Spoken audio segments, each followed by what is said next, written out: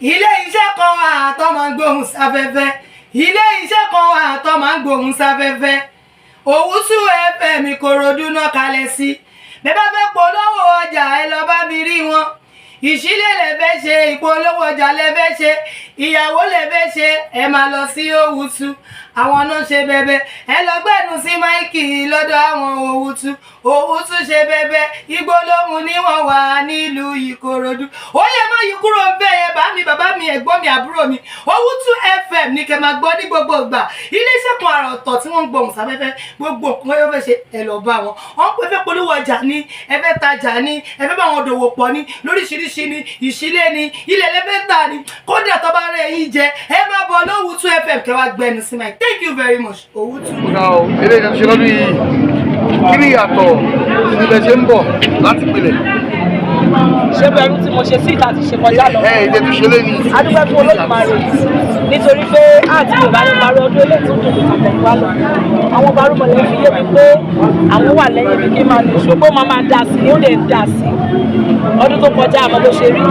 ọdún yìí àtúnyìn bó ṣe rí ó dùn ó lárinrin àdẹ̀dúgbò fún Olódùmarè. níbẹ̀rẹ̀ ìrìn àjò yìí àwọn ẹ̀kọ́ tó gbé ilé kù lórí pẹ̀lẹ́kẹ́ ṣé ibì fún ẹ̀ tó gbé aṣẹ́kù ṣé báyìí sì ká máa gbé ìkúrò nìkan máa ṣe lọ. ṣe rí ìbéèrè tẹ́ bí mi tẹ́ bá ní pé kí n dáhùn sí síẹ́lì màá ní Èkó ni mo fẹ́ nítorí pé alákọ̀ọ́kọ́ ìlú tí mo ti wà tẹ́lẹ̀ tí ó ti jẹ́ pé kò ní wà bẹ̀rẹ̀ kó nílùú mi ní alákọ̀ọ́kọ́ then tí máa ń gbé lọ́bẹ̀ ó ṣeé ṣe kí ọ̀pọ̀lọpọ̀ má lè wá nítorí ọ̀nà jíjìn ṣùgbọ́n ṣe mọ̀ wípé ìlú Èkó yìí àti bí àdúgbò yìí gangan Oṣòdì yìí ni wọ́n ní kó dàgbà sí ni wọ́n forí mi sọ̀rọ̀ sí tí mo ti ṣe kékeré ṣe gbogbo ẹ̀ so àwọn èèyàn mi ó easy fún ọ̀gán láti access mi ṣùgbọ́n ṣe rí ìrìn àjò lọ sí ìlú Olódùmarè lóye torí pé kò ṣe mí ilé sọ pé ìfẹ́ inú mi ló gbé mi débẹ̀ ṣùgbọ́n ńgbà tí Olódùmarè wá sọ pé ibẹ̀ ni a ti máa là òun ló jẹ́ ká dúró àwọn òde nífẹ̀ẹ́ bàdúró nílùú jẹ́ orúkọ wa ò ní bí òní fẹ́ kórúkọ tèmi ìbàjẹ́ kọ́ máa ní ọmọ kan ló wá láti ìlú kan tó wà bàdúró jẹ́ so tó bá jẹ́ pé wọ́n bá fi dídá mi mo fẹ́ ìkónú Èkó tẹ́ mi lọ́rùn so kí àlàáfíà kó lè jọba kọ́ má dárúkọ pé nìkan ló bàdúrà wọn jẹ́. ìjọba ilé ni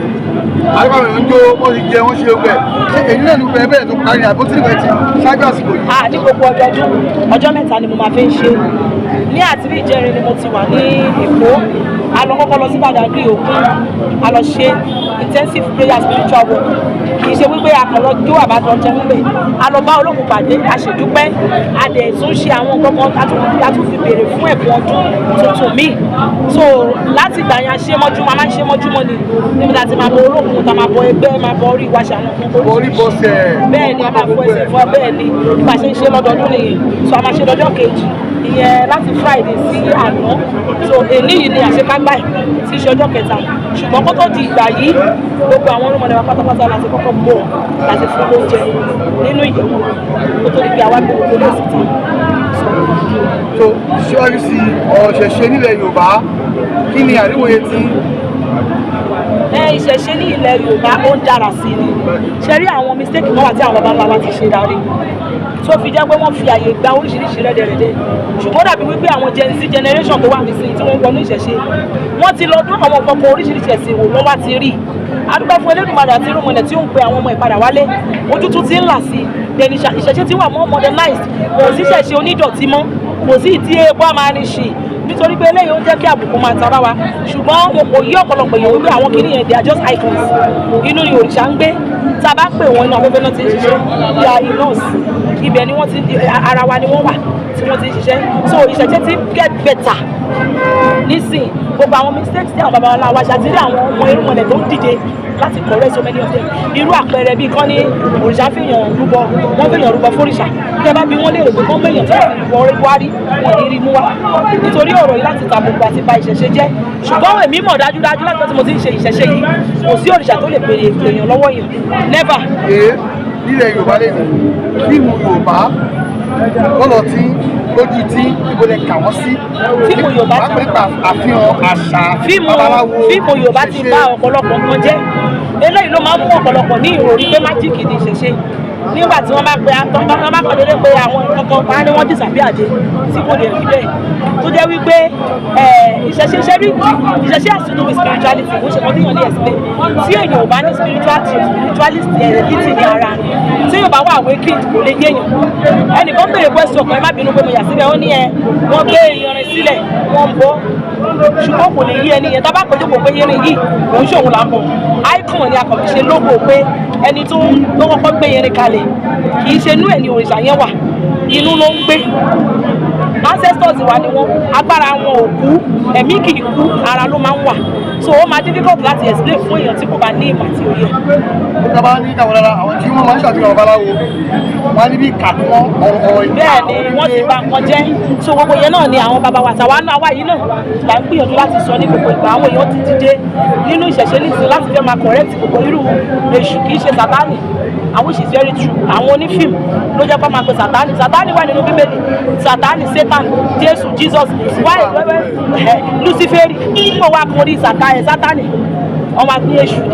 èṣù sílé irú wọn lẹ́ni tó àwọn orúkọ yẹn látẹ̀ ẹ̀là wọn ní jésù ní ẹ̀là gbogbo nǹkan yẹn ni àwọn fíìmù àwọn tó ń ṣe yẹn náà ti bàjẹ́ gbogbo ẹ̀ ní adẹ̀ tí ń gbìyànjú àwọn orúkọ yẹn tí ń gbìyànjú láti ṣe àtúnṣe lé. àwọn mẹ́tẹ̀ẹ̀ká máa ń ṣe lọ́mà lónìí ní orí social media oríṣiríṣi ni mùsùlùmí fa ẹlẹ́sìn ìbílẹ̀ àwọn náà ń wó wọn ẹgbẹ́ bí wọ́n tó gbèlú lọ ni wọ́n nílò àlàáfíà ni kí ni ìmọ̀ràn àlàáfíà tẹ̀ ní fún ẹlẹ́sìn méjèèjì àṣẹṣe ni àti mùsùlùmí. ṣe rí tó máa ń sọ̀rọ̀ nípa ìjà ẹ̀sìn èmi ò ní sí lára àwọn tó máa bá wọn jà ìdí tí mi ò fi lè jàjà yẹn ni wípé both religion the three religion ló raise mi so it will be very bad of me kí n jáde bí iṣẹ́ ọmọ tó ti lé kúkú jáde tẹ bá wò ẹ rí pé àwọn family mi majority of alájà ni wọ́n ti lọ Mẹ́kà they are Muslims ibi tẹ́mi ti wá ìfẹ́ náà fi raise wa kò ní burú fún mi kí n wá jáde síta kí n máa wá support pé ẹnìkan ó ṣe kinní kan ṣùgbọ́n nǹkan tí mo mọ̀ ní wípé inú mọ̀lẹ́ ń ṣiṣẹ́ lọ́wọ́lọ́wọ́ àwọn Olódùmarè fúnra rẹ̀ ló ń ṣe àwọn àtúnṣe kan ṣó ti yé so nǹkan tí mo kàn máa rọ gbogbo wa ni wípé ká jẹ́ kí àlàáfíà kó jọba kí a fi ara wa ní ọkàn balẹ̀ Olódùmarè rán wa níṣẹ́ òun ló máa tó Olódùmarè bá fẹ́ kí gbogbo wa jẹ́ ẹ̀sìn kan ṣoṣo kò ní rẹ́ nìkan kan ó lágbára láti yí wa padà ṣùgbọ́n gbogbo àṣà ká máa fi páleke máa fi mú yàn máa ṣe wàhálà ṣèdààmú yẹn èmi máa rọ àwọn alágbára yìí kí wọ́n rẹ ara wọn sílẹ̀ kí a fi àyè gba ara wa nítorí pé wọ́n máa ń rí ìṣẹ̀ṣe bí nǹkan tó ìfù tí òde yìí fi ìṣẹ̀ṣe ìdáwà náà ń ṣe àwa lélẹ̀ ládán ládùn wò ládẹ ń ṣe ń rere ẹ wo darúrú àwọn èèyàn tó wá tí wọ́n wá yẹmi sí muslim wà nù christian wà nù nígbà tá a bá tilẹ̀ wá a lè ṣe without ara wa àfi tá a bá parọ́ fúnra wa a lè ṣe without ara wa. orúkọ yín lẹ́nu sọ. orúkọ mi ni YEYE Ajesikemi Olokun ọmọlára Látúnjí. Kindly subscribe to our YouTube channel, Awon Oni Fìímu Lagos. Bye.